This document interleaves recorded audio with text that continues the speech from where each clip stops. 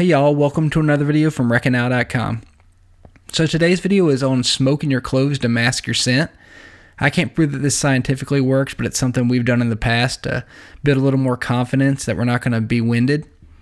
I still think the number one thing you can do is play the wind, but this is something we do.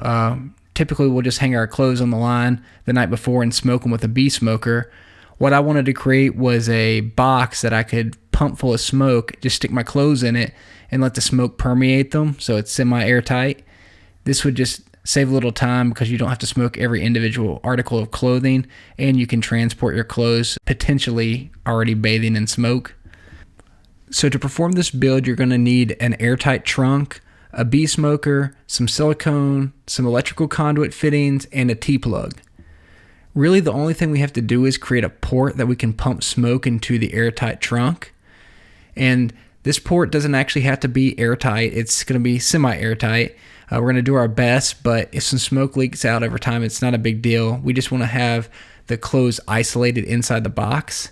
So drill a hole, and then you're going to clean that hole up with a razor blade. You just want to take the burr off the hole because we're going to silicone the conduit into this hole. With the burr on the hole cleaned up, take the male conduit adapter and take your silicone and just run a continuous bead around the edge of the threads. And then you'll take that piece of conduit and just push it into the hole so you can create a good seal. You can actually silicone around it later as well, but we just wanted to have one complete bead. That way when we push it in, hopefully it's airtight.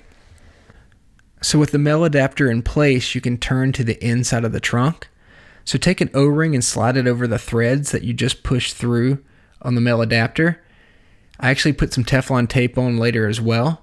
Then you can take the female end and take the threaded side rather than the slip side and thread it on as tightly as you can. We're trying to make an airtight connection.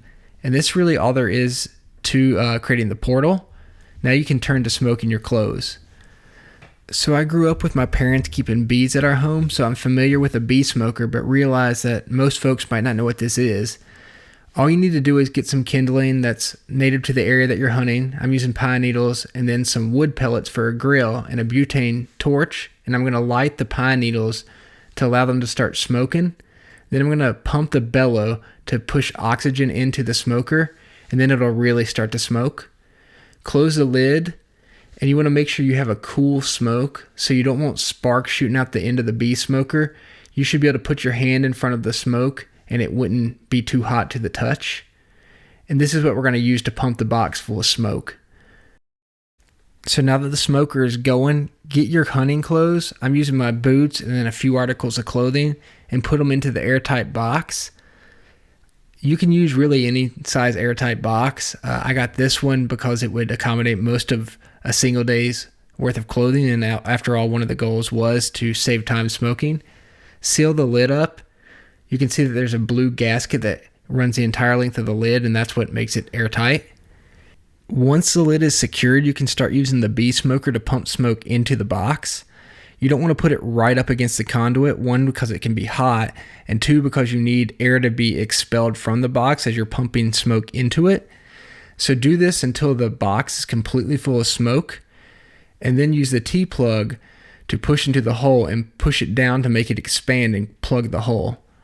You can leave the clothes in there as long as you want. I'll leave them in there all night, and then when you release the box, you'll notice that smoke comes out.